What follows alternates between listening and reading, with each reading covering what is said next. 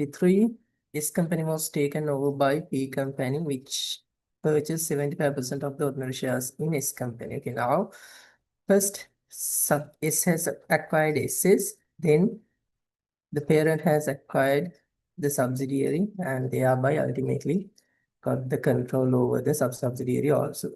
Okay, we are having a vertical group structure here. Okay.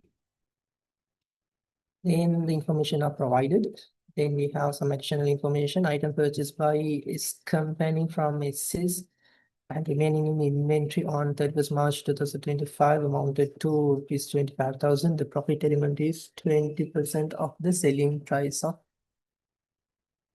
SS company. Okay, now there's the intra-group trade. Again, including in the plant and equipment of SS company is a machine purchased from manufacturers S company. Okay, on 1st June 2024, again post acquisition. This one also comes after acquisition, post acquisition period for rupees 10,000. It's recorded a profit of rupees 2,000 on the sale of the machine. Again, an intergroup trade. The group charges depreciation on the plant and equipment at the rate of 10% on cost each year, including full provision in the year of acquisition. Okay, that's a special term. Then intragroup balances are included in the receivables and payables respectively and are as follows. Okay, we have the intragroup balances, intragroup receivables and intragroup payables. Then on S company received a check drawn by P company for rupees 11,300 on 21st March 2025 on 3rd April 2025, cash in transit. We have a cash in transit. Okay. Then on 1st September 2021, retained earnings in his company were 28,000 and in SS company were 20,000. On 1st September 2023, the figures were 40,000 and 60,000 respectively. And the goodwill was written off some years ago following an impairment review. And we are required to prepare the consolidated statement of financial position as of 31st March 2025 for P company and its subsidiaries. Okay. Is it clear to you now? The question is clear to you now. First of all, tell me, we'll draw the group structure. We have three companies, company entity P,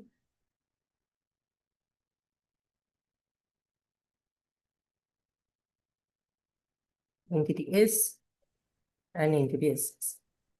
This is the group structure we are having. How many entities? Three entities. We are having three entities. Then, if we go back to the beginning, on 1st September 2021, is bought 80% of the issued capital of SS company. Okay, first, the subsidiary has acquired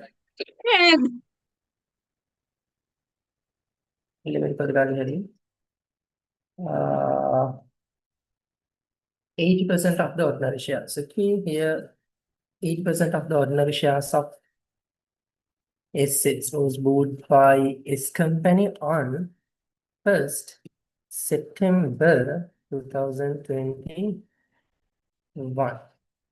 It's September 2021. Okay. Then on 1st September 2023, S company was taken over by P company, which purchased 75% of the ordinary shares of it. Okay, now here 75% of the ordinary shares of S company was purchased by P on 1st September 2023. Yes, so 23.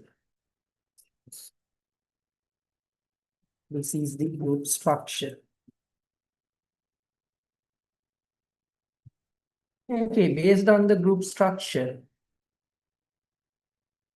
What is the effective interest rate and the NCI?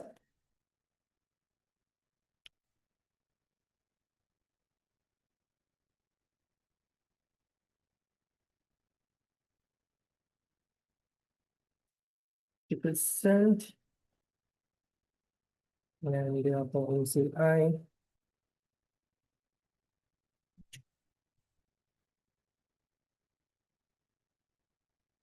NCI is 40%.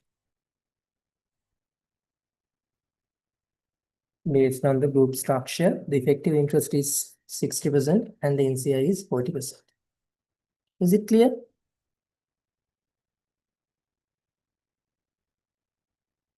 How this has become a complex group? First, the second entity, subsidiary, purchased the third entity. That's the first investment. But thereafter, few years after, another entity, the parent entity, acquires the subsidiary. Then indirectly get the control over another entity, the third entity. Make it clear then.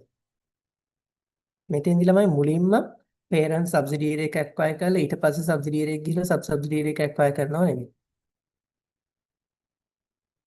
First, the subsidiary has acquired the sub subsidiary. Then the parent has acquired the subsidiary. Is it clear?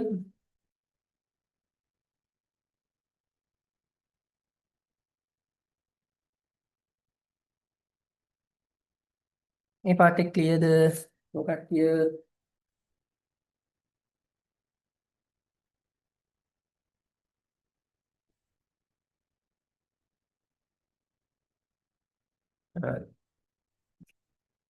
okay, with that change, we need to be careful when we are deciding the pre-acquisition and post-acquisition period. With that change, we need to be careful when we are deciding the pre-acquisition and post-acquisition period. Now, first tell me from whose point of view are we preparing the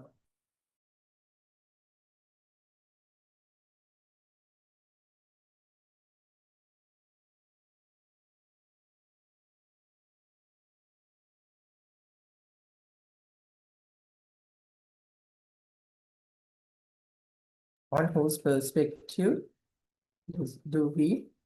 Yes, good. How about the others?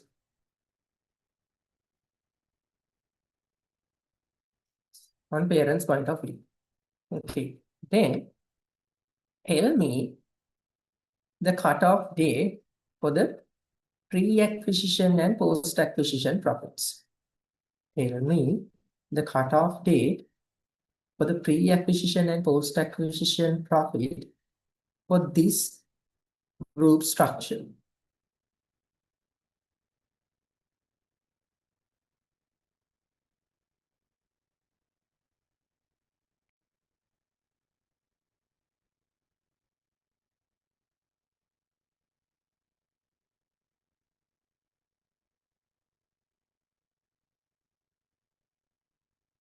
Quickly tell me. It's a very simple question.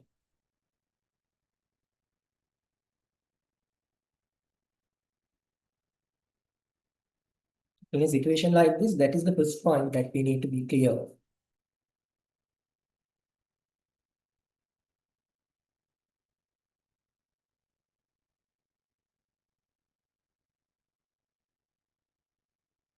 Okay, good. How about the others?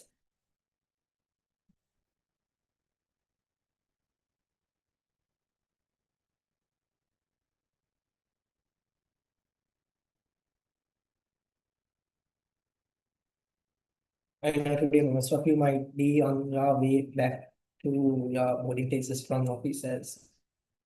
There are some transportation issues, but the people who can type a text message, can you tell me? Because there can be a yes. As we prepare the consolidated financial statements from the parent's point of view, the effective date of this particular group arrangement would be the date where the parent comes into this group. Okay?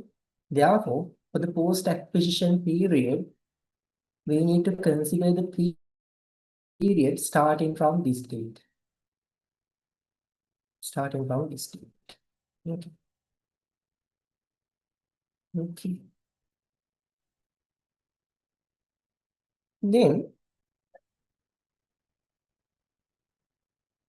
if we go for the adjustments, of the adjustments that we are having, the intra-group trade has been occurred and to be considered as of 31st March 2025. Therefore, it comes under post-acquisition period. Then when it comes to this purchase of the assets, again, it has happened on 1st June 2024. Then again, it comes under post-acquisition period. It comes under post-acquisition period. Therefore, nothing to be worried about the pre-acquisition period. Yes. There's no any adjustments which are applicable to the pre-acquisition period. There's no any adjustments which are applicable to the pre-acquisition period. That's what you need to clear first. Now we are clear of that. There's no any adjustments for the pre-acquisition profit. Therefore, now we can proceed with the consolidated journal first. We can start working with the COC first.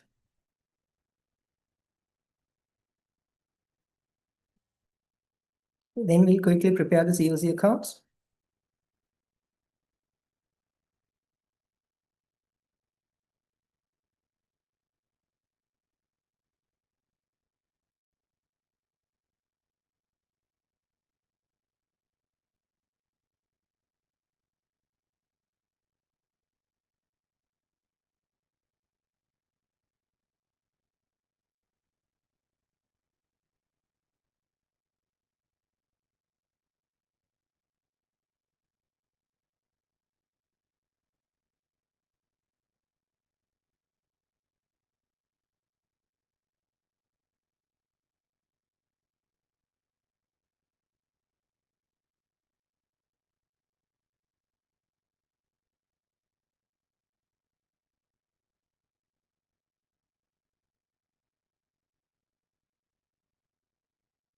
Okay, prepare the COC accounts and tell me the goodwill.